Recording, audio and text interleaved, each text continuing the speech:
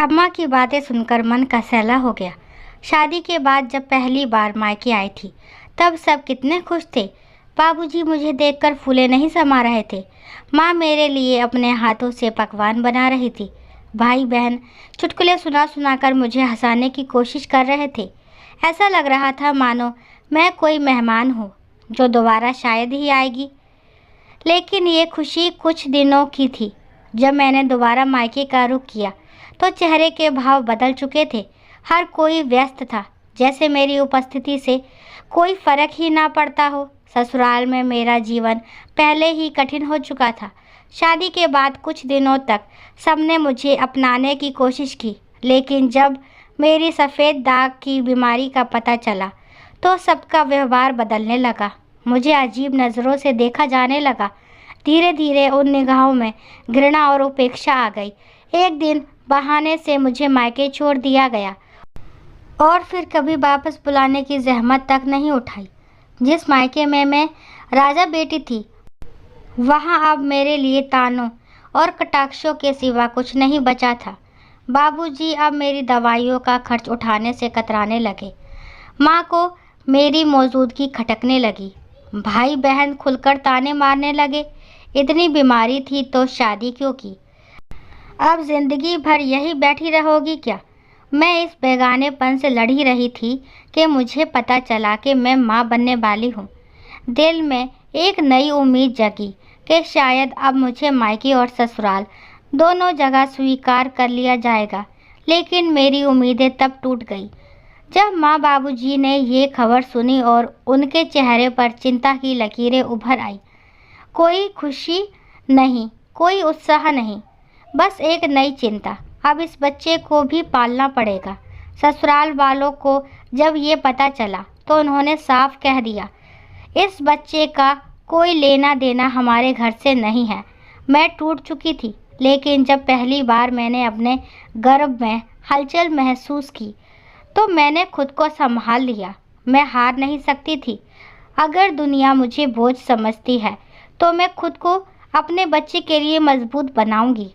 जब मुन्नू का जन्म हुआ तो मैंने सोचा था कि शायद अब घर में खुशी लौटेगी, लेकिन न माँ की आंखों में नमी थी, न बाबूजी की गोद में अपनापन।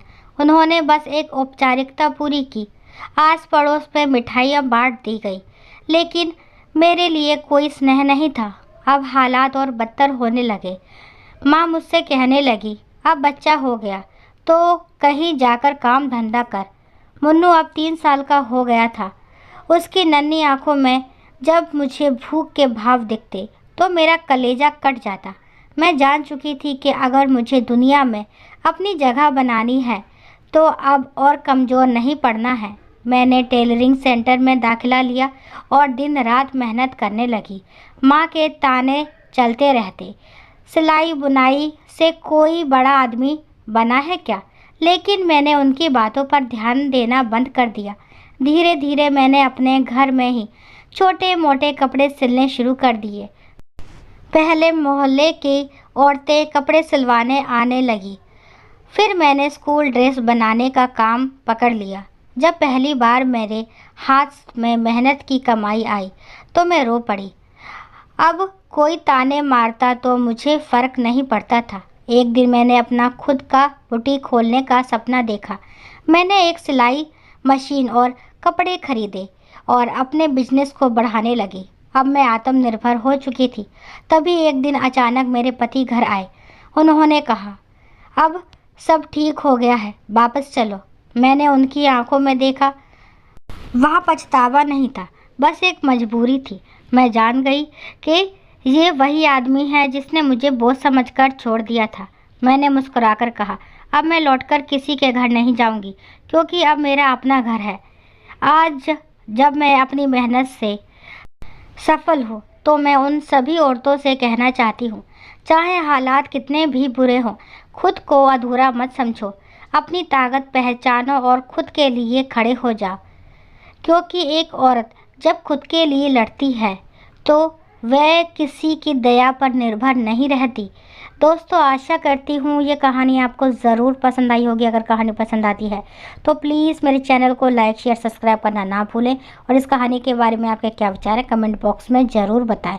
कहानी को लास्ट तक सुनने के लिए थैंक यू। राम राम, राधे राधे।